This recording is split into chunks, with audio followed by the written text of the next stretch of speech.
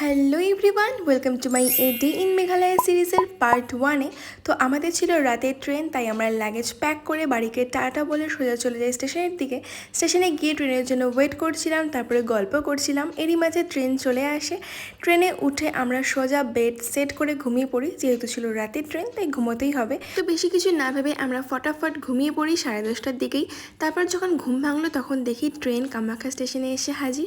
তো আমরা উঠে পড়ি, কেন কি নেক্সট স্টেশনই ছিল গুয়াহাটি। সেখানেই আমরা নেমে পড়েছিলাম।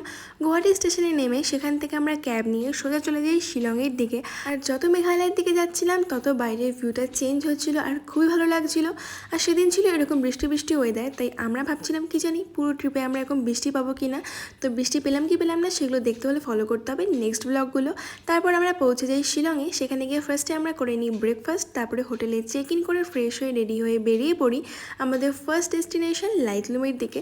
লাইটলুমের দিকে যাওয়ার পথে আমি শিলং টাউনটাকে খুব ভালো করে দেখছিলাম, কারণ কি এটা ছিল আমার ফার্স্ট শিলং ভিজিট। আর যত লাইটলুমের দিকে যাচ্ছিলাম তত দেখো ভিউটা কত সুন্দর লাগছে। এরই মাঝে পৌঁছে গেছি আমরা লাইটলুমে। তো লাইটলুমে এসে আমরা কী কী করলাম আর কী কী দেখলাম দেখতে হলে ফলো করতে হবে part 2। So stay tune for part 2।